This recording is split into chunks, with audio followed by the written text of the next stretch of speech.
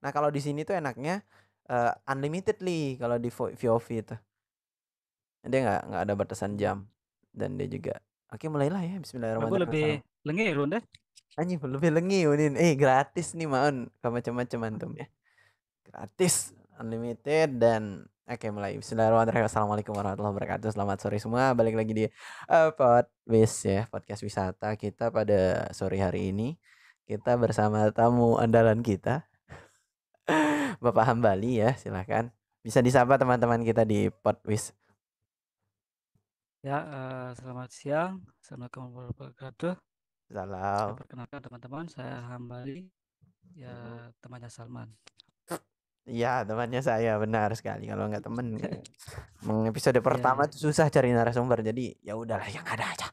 Ya, kita punya teman ya, manfaatkan ya sebaik mungkin. Oke, baik. Jadi di Podwiz ini kita sebenarnya bahas nggak terlalu dark ya, nggak terlalu ribet juga. Jadi kita akan bahas tentang wisata ya. Jadi isu-isu pariwisata yang ada di Lombok maupun Indonesia. Jadi untuk mengawali kesempatan kali ini kita akan sama bahas ya tentang sebuah isu yang lumayan viral beberapa bulan ke belakang tentang WSBK ya, World Superbike. Salah satu event yang udah sekitar 3 kali diadakan di Lombok. Ada isunya untuk dihapus. Itu yang akan jadi tema pembahasan kita pada siang hari ini. Gimana Bapak Ambali? Pro kontra sama salah satu isu ini nih. Iya, jadi memang apa? Salah satu direktur Injourney ya, Pak Donios Karya, yang menyatakan ingin menghapus World Superbike karena menelan kerugian sekitar 100 miliar. Nah, saya tidak tahu karena saya hanya orang biasa, ya saya tidak tahu detail kerugian itu seperti apa.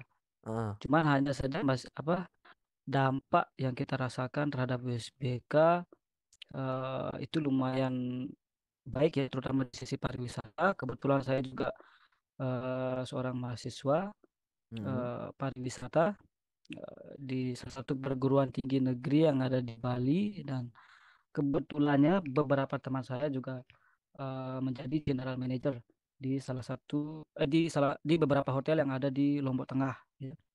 Nah, kemudian dengan adanya perhelatan WSBK ini memang ada kenaikan ya untuk eh, tarif adanya kenaikan untuk kunjungan kunjungan wisatawan terutama daerah Lombok Tengah ya, daerah Mandalika, Kute dan Selong Belana itu terjadi peningkatan ketika adanya World Superbike.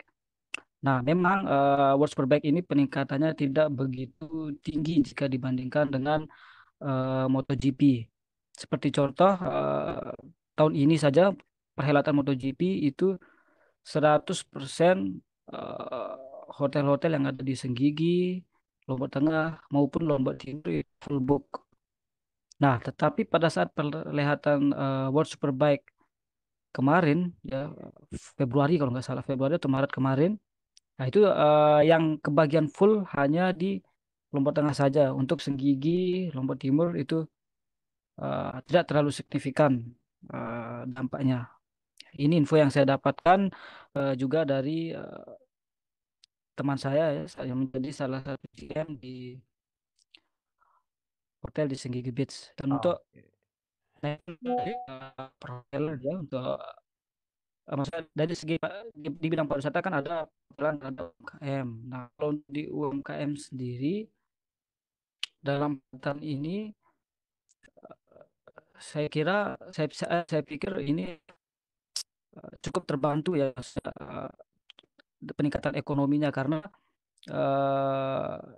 UMKM juga itu dibantu oleh Pemda untuk mengisi stand-stand tersebut secara gratis. Jadi stand itu dibayarkan oleh Pemda. Oke, Itu oke. saja. Jadi Baik. untuk Pro menghapus kontranya gimana aja nih? WSBK, Heeh, pro ya, pro kontranya ya, gimana?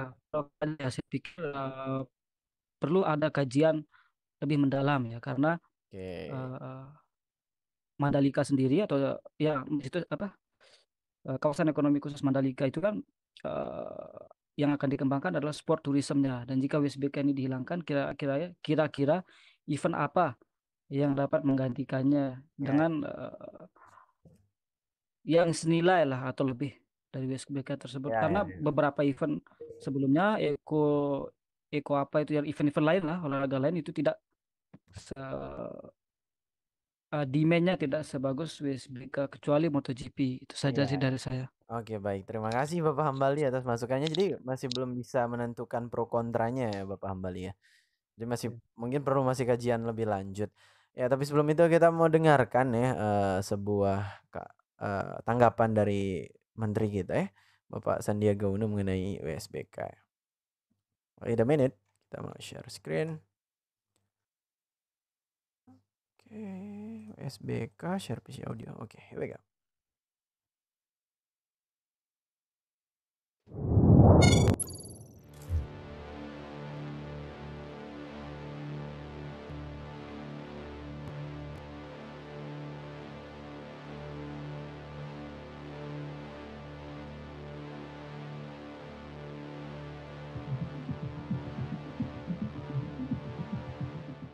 Nah, berkaitan dengan penyelenggaraan itu business to business.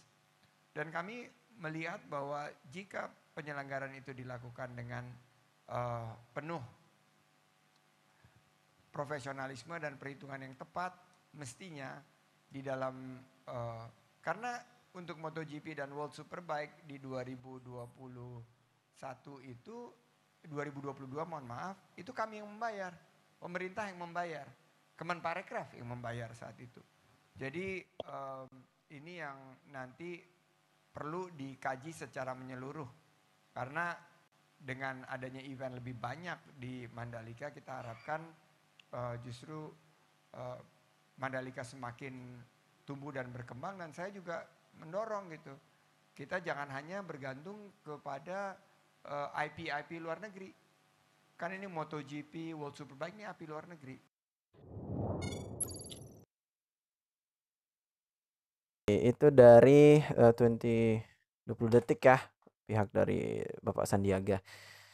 Ya, itu jadinya Bapak Hambali ya. Jadi memang event yang kemarin 2022 tuh uangnya dari kementerian sendiri. Jadi ya gimana ya, namanya juga kita lagi cari promoter ya, apalagi event-event yang bahasanya internasional ya. Awal-awal memang mungkin bahasanya kita harus bakar-bakar uang dulu ya. Makanya kalau bisa dibilang rugi yang dibilang Bapak Hambali tadi, ya mau nggak mau sih sebenarnya rugi ya. Karena awal-awal. Nah, tapi kalau dari segi sudut saya sendiri sih, karena saya rasa mirip lah sama Bapak Sandi bahwa memang kalau misalkan ya setelah dikaji ternyata nggak ada solusi yang baik gitu antara melanjutkan atau enggaknya ya, sebaiknya di stop aja. Karena memang demand nih kalau bisa dibandingkan dengan MotoGP itu jauh banget. SBK tuh ya udah orang-orang jual tiket, ya udah tiketnya bahkan harga berapa? Harga pelajar ya kemarin ini ya 20.000 Pak. Ini 25.000 li. Cuma 25.000 bisa nonton USBK, but ya bisa dibilang lumayan sepi kalau USBK tahun ini ya. Makanya kayaknya untuk tahun depan kayaknya mau dihentikan ya, diganti dengan event yang lebih bagus lagi. Mungkin saran event mungkin nih kira-kira yang bisa gantiin USBK atau apa kira-kira? Piala Dunia. Oh, Piala Dunia belum. Nanti kita bahas Piala Dunia U17 ya. Nah, kalau untuk apa saran event apa yang akan apa yang bisa digantikan USBK, saya belum Belum ya? belum mengetahui lebih jauh ya, dan event apa yang bisa menggantikan USBK untuk saat ini, karena USBK walaupun demandnya kecil, ini termasuk event terbesar kedua ya yang setelah MotoGP yang ada di Mandalika. Ya memang Hmm. itu nantinya benar kata pemerintah, jadi sangat berdampak berefek untuk mengembangkan kawasan ekonomi Mandalika ini ke depannya. Hmm. Dan untuk masalah rugi ya memang di awal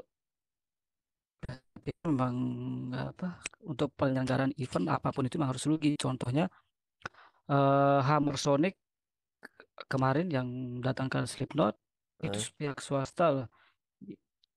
Itu biaya untuk mendatangkan sekitar 60 M lebih, dan itu rugi. Apalagi ini gitu kan ya. Tapi maksudnya gini jangan dipikirkan rugi untuk saat ini, tapi coba pikirkan ke depannya, jangka panjangnya. Mungkin Oh ya. Mandalika lebih terkenal dan Oh nanti ya. akan ada eh, lini bisnis lainnya atau pertunjukan lainnya yang bisa Ya, mendukung paham. jalannya perkembangan yang Karena kalau yang bisa menutup kerugian tersebut gitu. ya. Karena kalau dari calendar of event untuk tahun depan ya WSBK tuh artinya Sirkuit Mandalika International Circuit of Pertamina sekarang kan udah nggak ada ya di list itu ya, kosong. Jadi ya bisa dibilang harus ada event yang bisa inilah ya setara ataupun bahkan mirip-mirip sama MotoGP. Tapi memang kalau menurut saya sendiri sih sirkuit ini memang hakikinya memang untuk MotoGP. Tapi kan namanya MotoGP kan kita cuma dapat sekali setahun ya bahasa hitungannya ya kasarnya lah. Mungkin dapat 2 coba tergantung sama penyelenggara. Tapi kan kalau misalkan ya event-event yang mirip dengan MotoGP pun paling balapan-balapan yang bisa dibilang akan jauh gitu dari nilai operasional yang akan dilakukan oleh sirkuit Mandalika gitu kan. Kita tahu kalau di sana perlu Ya. setiap mau MotoGP ya atau WSBK tuh perlu di cat ulang lah minimal ataupun pengaspalan ulang dan seterusnya kan itu lumayan itu nggak mungkin pakai aspal kasar yang ada di aspal jalan jurang jaler jelek sekali di sana. Itu itu yang mungkin bisa dibilang hitung-hitungannya lah ya. Kalau kita hitung-hitungan ada plus ada minusnya ya seperti tadi ya. Kalau kementerian mungkin tahun-tahun ini tahun politik ya, bentar lagi juga. Jadi kemungkinan besar sih anggaran pusat akan fokus sama anggaran kampanye sih daripada anggaran balapan. Itu gimana kira-kira nih? Ya, saya pikir ya langkah baiknya dikaji ulang ya, seperti yang tadi Pak Menteri bilang. Nah, kemudian soal penyelenggaraan kan, saya baca beberapa berita bahwa saya Pak Zul mengatakan siap WSBK ini jika tidak diselenggarakan oleh Injuri dan MGPA, siap diambil alih oleh Pemda. Itu saja nanti Ya, mesnya untuk enggak seterusnya ya nanti ya. dipikirkan. Itu urusan Pemda Ya, lah. Itu cuman urusan mungkin Pemda. ya, paham. Mungkin itu isu-isu yang ada di Pemda juga. Oke, Hambali udah berapa kali sih nonton WSBK? Datang entah itu jualan. Kan kamu sering ikut jualan tuh, Li. WSBK ya, WSBK sendiri 2 kali, sudah 2 kali. Udah 2 kali ya?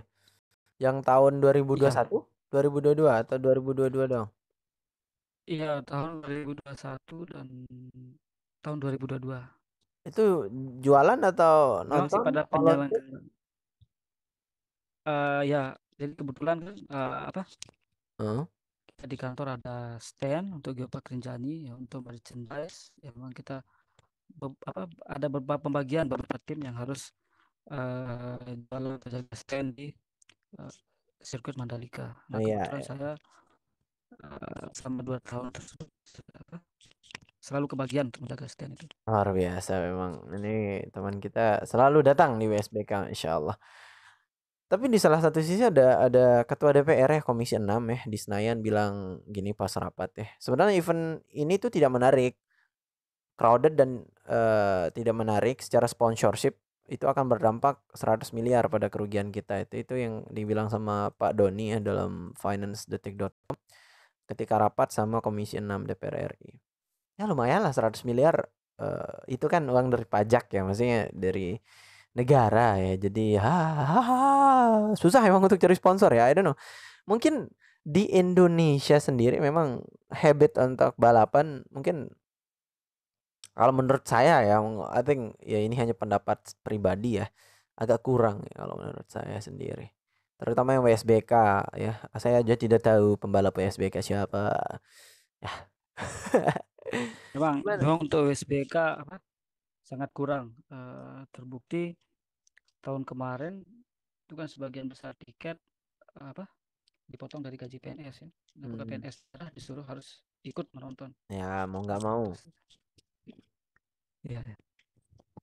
Ya tapi apa ya? Misal WSBK ini harus diganti ya, yaitu dia harus ada event lain Ya karena misalkan kalender of eventnya nanti yang mampu MotoGP menggantikan bulan WSBK. Maret, masa bulan Maret doang dipakai kan sirkuit kan mau bazir banget tuh ya. Iya. Dibuat dengan budget ratusan miliar gitu ya sirkuitnya dalam beberapa tahun dikebut dan seterusnya dipakai cuman 3 hari ya ya rata-rata balapan cuma 3 hari ya. Sebenarnya bukan hanya MotoGP event di sirkuit Mandalika, tapi ada banyak event-event kecil Hmm. seperti salah satu yang sebelah EcoCell itu Ya, ya, ada EcoCell balapan yang yang untuk ya, mobil cuman itu listrik ya kalau nggak salah. tidak ya jadi itu universitas di Ya. Indonesia juga ikut dalam Nah, ajang EcoCell. itu Cuman yang lain sebenarnya itu tidak bagus juga. mendatangkan profit sebesar Ah, WSBK. nah benar. Profit ya kita Ya, tapi bisa dibilang. kerugiannya mungkin Iya yang dibilang tadi ya masalah HPP dan seterusnya balik lagi ya bisnis to bisnis yang dibilang Pak Sandi gitu ya mengenai budget to budget ya walaupun misalkan dipakai untuk EcoCell sebenarnya itu bagus untuk pendidikan dan seterusnya kan kita perlu lintasan yang proper dan seterusnya tapi ya balik lagi ya nggak bisa dioperasikan tiap hari juga gitu pasti ada budget dan seterusnya yang harus dipangkas gitu ya mungkin lampunya nggak dinyalain biar biar nggak bayar listrik kan itu luas banget tuh SBK apa lapangan Mandalika Circuit ya mungkin nanti kapan-kapan kita live dari sana oke itu ya ya, perspektif dari Bapak Hambali mengenai penghentian dari USBK dan perspektif dari saya ya semoga kita bisa bertemu di episode 2 ya. Ini baru episode 1 saja saya udah leger ini. Oke, baik. Terima kasih teman-teman yang udah denger podcast kami. Sampai ketemu di lain kesempatan dengan gua Salman dan bintang tamu kita hari ini ada ya saya Hambali. ya, sampai ketemu and see you. Mohon maaf kalau ada kesalahan ya. Tadi itu kita kutip dari artikel saja. Anda jangan salahkan saya. Assalamualaikum warahmatullahi wabarakatuh.